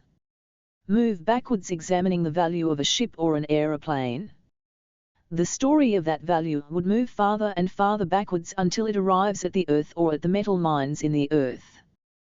One could see that to the labor that made a beginning at that point, new labor types spent over several hundreds of phases will be added, thus finally culminating in 82. Making a ship or an aeroplane. Let us take a simple example to understand that value means labor. In a forest, there are a few tubers in the soil. Human not necessary. On surface, next to the tree lies a small dry twig.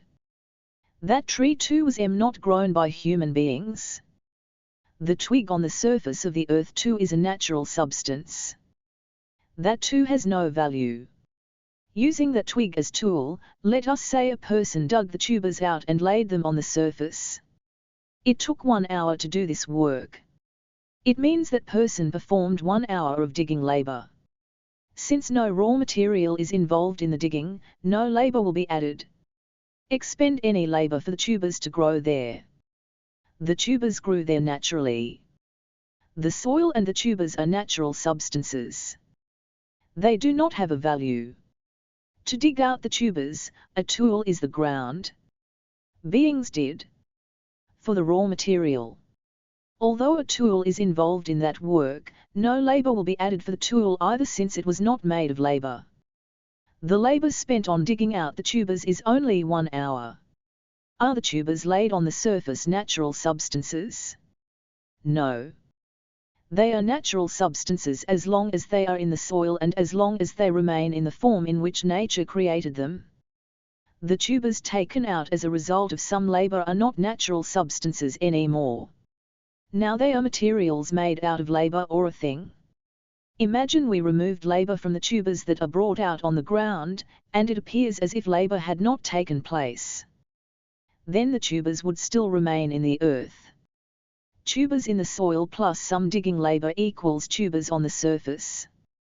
Presently, who do the tubers belong to? They belong to that person who made them come out to the surface. The tubers on the surface now have a value. The labor spent on them itself is their value. The value is as much as the labor that was spent. The tubers acquired a value after 83. They emerged on the surface, a value that was missing when the tubers were in the soil. Why? Does the value which the tubers acquired belong to the bodies of the tubers or to the labor that brought the tubers onto the surface? It belongs to the labor alone. Without spending labor, the tubers would not be on the surface. They would have remained buried under the soil. Then they would not have any value. They will have a value only when they are brought out. That value belongs to the labor that was spent in bringing them out. A question: why should we presume that the tubers on the surface have a value? It is true that some amount of labor was spent in bringing them out. Why should that labor acquire the name value just because of that? We can use the tubers without that name, can't we? Answer: true. This is a very good question. If the person who spent labor for the tubers uses them, then there is no question of value. Value means exchange value, isn't it? There will be a reference to value only if an exchange has to take place. When a person makes an article with his labor, he alone would have the right to that article. That article will become his own. That right would be conferred only through the labor. That right is an appropriate one. Can the tubers, dug out by one person after 1 hour of labor, be taken away by another person for nothing? It won't be possible. The second person also will agree that the tubers belong to the first person. If it were the second person who performed the labor, the first person would also agree that the tubers belong to the second person. Therefore, the tubers on the surface presently belong to the first person, because it was he who did the labor. Should the second person take the tubers, he must offer a different article whose value is equivalent to that of the tubers. Alternatively, he must perform a task equivalent to the value of the tubers. If he does so, it would amount to taking the tubers after giving their value. Tubers in the soil plus labor equals tubers that have been brought out. Value of those tubers equals that labor. The word value is used only. 84. When exchanges have to take place. If people use articles for their own needs without any exchange, there would be no need for value calculations. For exchanges to take place, value calculations are necessary because one must know if the values of the article being given away and the one being accepted are equivalent. The two articles get a new name commodities at the time of the exchange. Once the exchange is finished, they will again be articles. Let us suppose that two persons held a stick each and dug those tubers. It took half an hour to do that work. Half an hour each. It amounts to the fact that both of them did equal labor. Even if there is a difference of couple of minutes, it is negligible. Both of them can use the tubers which they dug out. Then the question of exchange or question of value does not arise. Suppose that 4 or 5 persons do agricultural labor together on the land. All of them have done the work with equal responsibility. Finally they got the crop. All of them together consumed it. While doing labor, they did it responsibly, and while using the crop also, they did it with responsibility. The fact that those people labor together implies that they were living together. If the relations of the people who labor together are this way, there won't be any value calculations and exchanges. But, human beings are used to doing labor separately and individually. This has been the situation in the past and it continues till the present day. In view of this, we have to understand as to why exchanges and value calculations are necessary. The more the labor, the more the value. Let us take two different metals of identical weight, 10 grams of copper and 10 grams of gold. The value of which metal is higher? The value of gold is higher. The value of copper is lower. Why is this so? More value means more labor, isn't it? Less value means less labor. This means it would take a lot more labor to make 10 grams of gold than to make 10 grams of copper. The value of a diamond is 85. Much higher than that of the gold of the same weight. Why is this so? It would take a lot more labor to make a diamond than gold. It would mean that the labor that is needed to make any article is its value. If the labor is more, its value will be more. If the labor is less, its value will be less. Questions and answers. 1. Tubers lying under the ground do not have value. But, tubers that are above the ground have value. Why? Tubers lying under the ground are a natural substance. No agricultural labor has been done for making those tubers. But a human being has done labor to get those tubers above the ground. Since some labor has been done for the sake of those tubers, it acquires value. If others want to take those tubers, they have to give another labor for that labor of getting tubers above the ground. 2. The value of gold is more than that of coal. Why? Is it because gold is available in less quantity than coal? Or is it because it needs more labor to get gold? Since it needs more labor, more value for more labor. Less value for less labor. The reason for the need of more labor is that gold is available in less quantity. But we have to explain the reason for value in terms of labor only. As it involves more labor, it will have more value. This should be the answer. Then there will be no scope for another question. 3. Let us suppose that some people are doing labor collectively. Even then, how many kinds of articles could they produce? 2 such groups of people function separately. Will there be any need for exchanges? Otherwise, how will the needs be fulfilled? A yes. We need to raise such doubts as these. But this lesson is not enough to understand this point. We have to see many lessons. What we have to understand is this: if 2 persons dig those tubers, both of them can use them. If only one person worked while another person sat idly, will both of them have the right to use those tubers? If both of them do the work? If only one person does that work and the second person does not do? These are the points which we have to understand here. We will understand other things later. 86. 21 Problems in the barter system of exchanges. Barter-type exchanges mean accepting an article or some work in exchange for another article or work. At times one might also encounter many difficult situations due to the barter system. Let us see an example. Sanjay's shoes have become old and worn out. Although inconvenient, somehow he has been managing with the same shoes and getting along.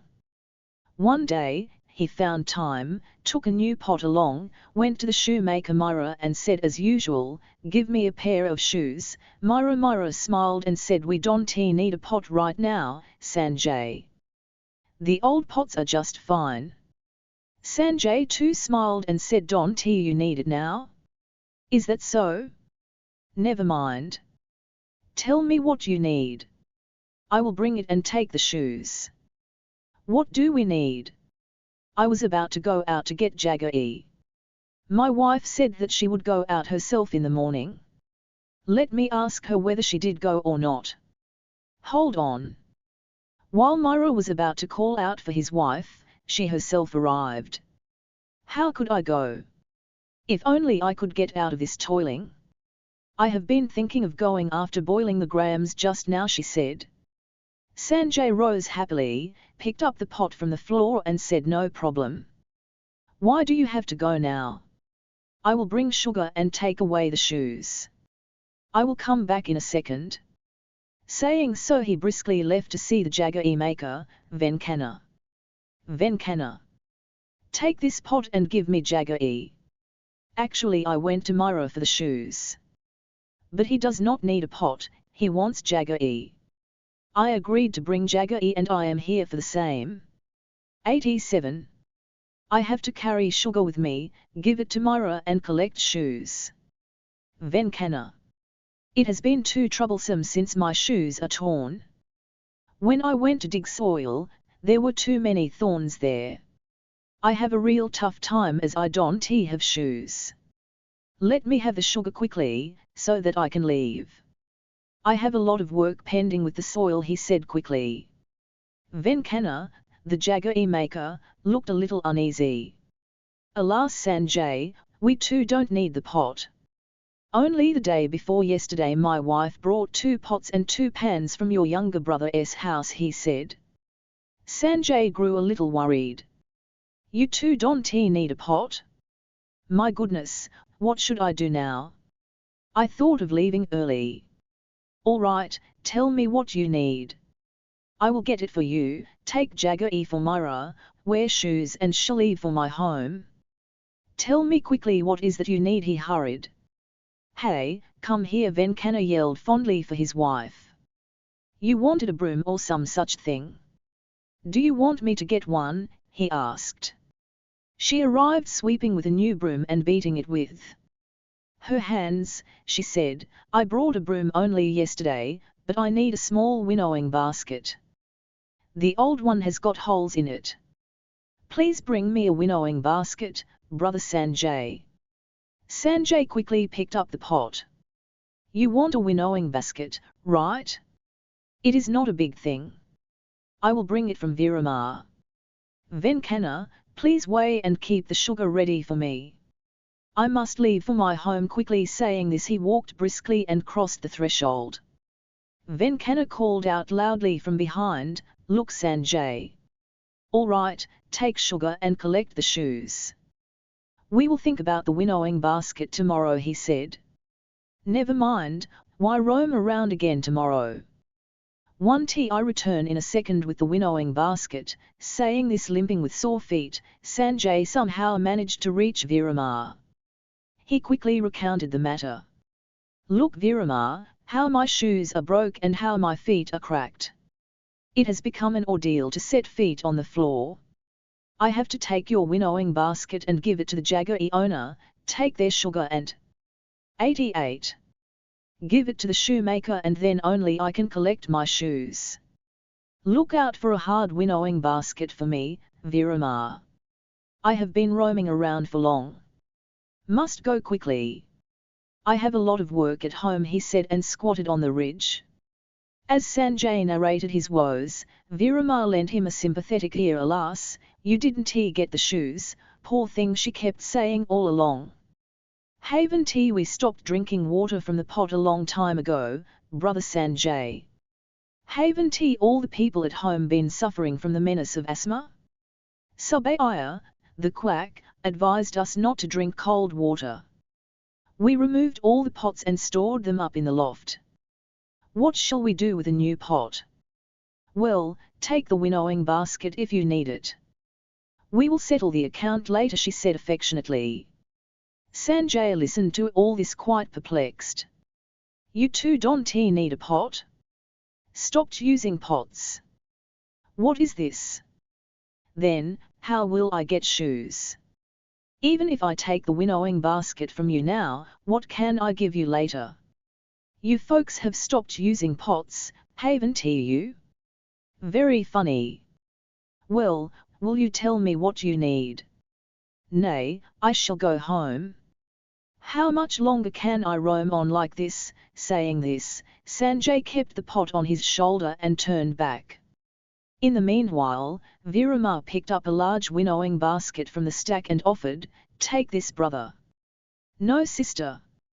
What should I give you later? Said Sanjay and left limping and sad. What was Sanjay's problem? He could not get the article he wanted. Not only he, everyone would face a situation like this sometime or the other. This is the problem which people face in the barter system. What then is the solution? X. 89. W22. Money has arrived. We started the very first lesson by asking the question, what is money? Now we are going to see money. In the barter system of exchanges, where an article is exchanged for a different article, one may or may not get an article of his choice at an appropriate time. What is the solution for this problem? A solution had already been found a long time ago, by the emergence of money. Money ensures the availability of any article at any time. This means, money solves the problems of the barter system of exchanges with great ease. What, then, is money? How was it born? How does it solve the problems of the exchanges? We must look at all these issues in a sequence. Money is also an article. It is, however, an article devoid of any natural use value. That is the speciality of money. Money is not made of soil, cotton or wood. It is made of a metal called gold. Money exists as a small round coin with a special form. On that coin are engraved certain letters and the figures of the rulers of a given country. It is a coin. A gold coin of such form is money. That form is not like the shape of any other article.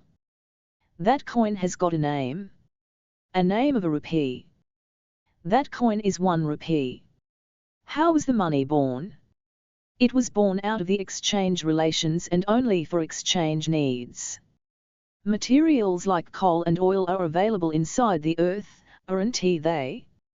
Similarly, the people in the past had discovered that metals like silver and gold too are available inside the earth. But, no metal is available as abundantly as coal. Not gold certainly. Let us suppose that it would take 2 hours of labor to dig out coal of 1 kilo weight. To dig out gold of the same weight, it would take a labor 1,000 times greater. This means, the value of gold of the same weight is much greater than that of coal. More labor is required, and therefore more value. In the previous lessons, we have seen that an article is made when various kinds of labor are 90. Expended on natural substances, haven't we? Same is the case with gold. The gold mineral present in the earth is a natural substance. It contains no value. We have to do several types of labor in order to extract gold and convert it into a block. In the previous lessons we have also seen that the value of an article belongs, not to the substance, but to the types of labor spent in making that article. Same is the case with the value of gold as well. The value of gold doesn't belong to the natural substance present in its body. That value belongs to the series of labor types spent on that natural substance. The money coins were not made right in the beginning when gold was discovered. In the beginning, articles like chains, bangles and rings were only made out of gold. They were only ornaments, not money coins. Since gold is also an article, there were exchanges between small pieces of gold and other articles. They were exchanges by means of the barter system. One may offer a chair and accept a small piece of gold in return, equivalent to the value of the chair. Once 4 such gold pieces were obtained, one may get a jewel made out of them. One could get pieces of gold by offering a blanket or some grain. One could get a cow by offering a piece of gold. When there was no need for gold, no one would take it. Exchange with it would not take place. When there was no need for the pot, it was not exchanged, was it? The same principle applies to gold also. While gold pieces and gold jewelry were in existence, let us imagine the existence of gold coins too. As the word money was born, new words like selling, buying, price, commodity also emerged. Let us now see what one could do with the money coin. Sanjay, the potter, needs shoes. But now, he will not go straight to Myra, the shoemaker. First, he will go to the person who has the money coins. Let us suppose that Myra has money coins and that he needs a pot for his household. 91. Suppose Sanjay went to Myra with his pot and asked, "I will sell this pot. Will you buy it?" Since Myra was in need of a pot, he said, "Yes, I will buy." What is its price? Price? Of course you know that. 1 rupee, said Sanjay. 1 rupee? No discount? Asked Myra. You are a fine chap, Myra. It is strange that you are bargaining, smiled Sanjay. All right, let me have it. Is the pot good?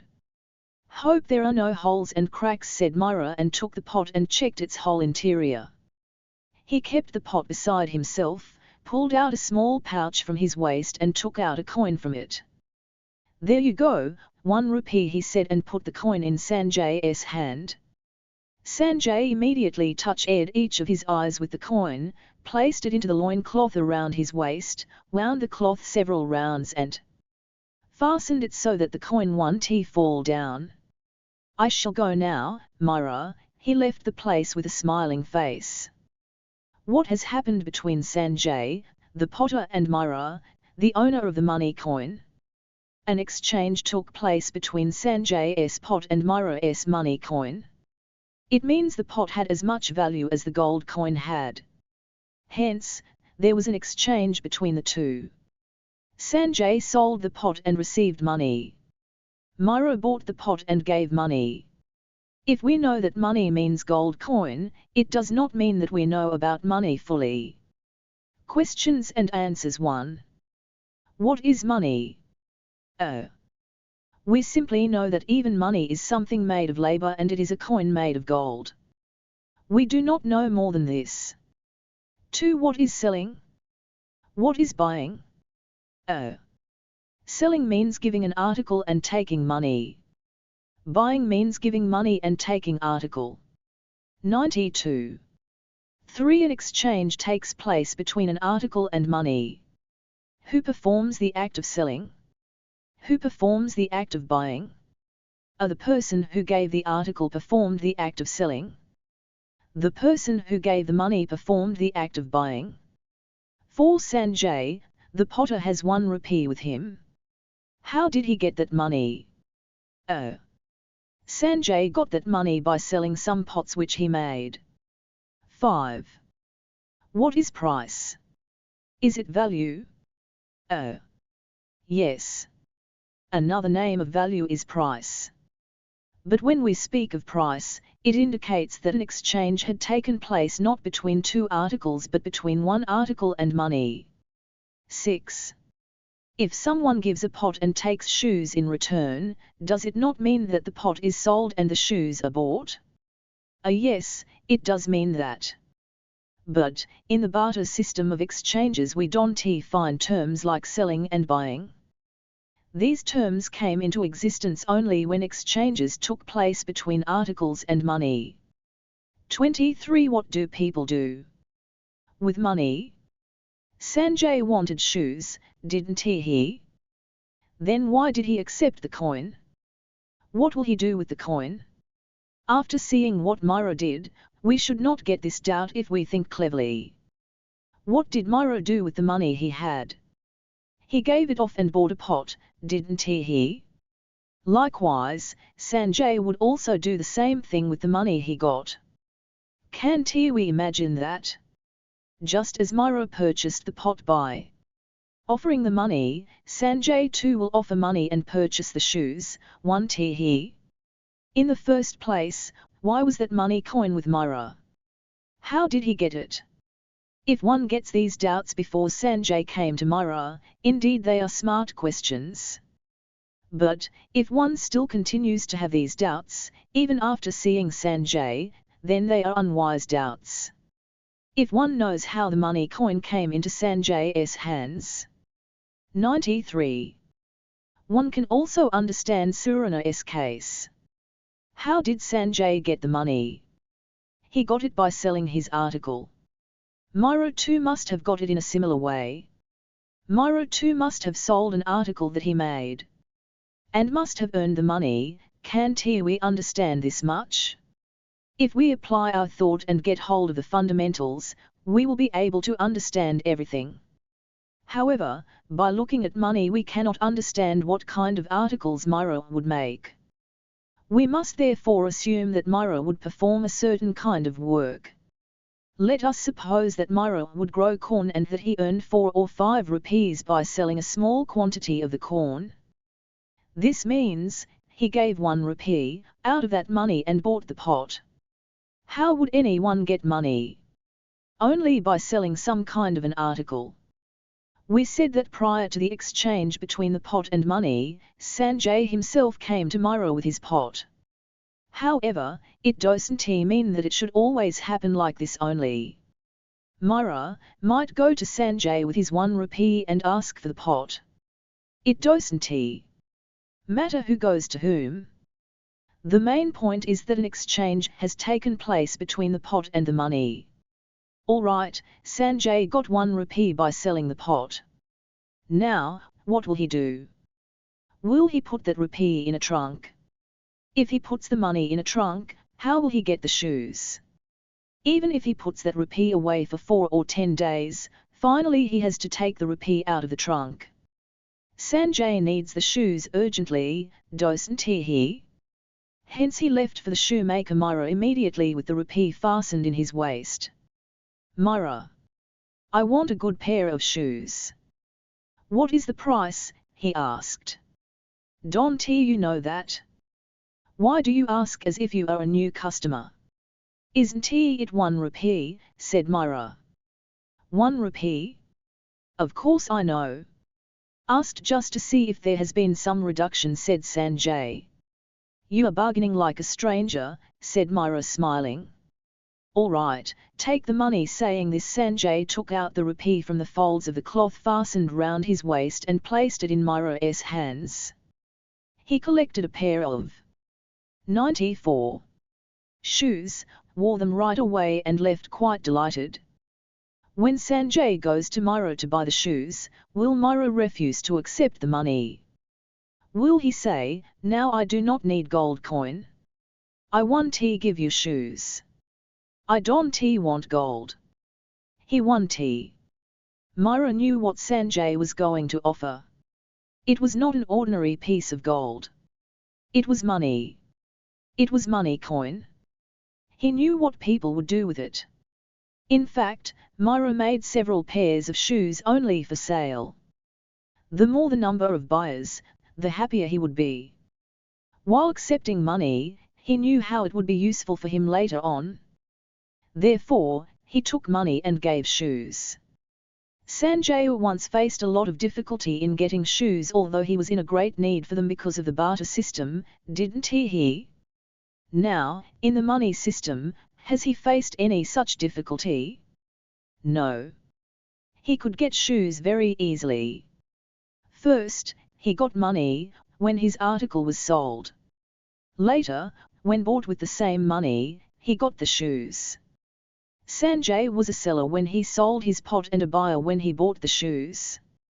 Whoever wants whatever article, he would first sell his article. Then, they get money.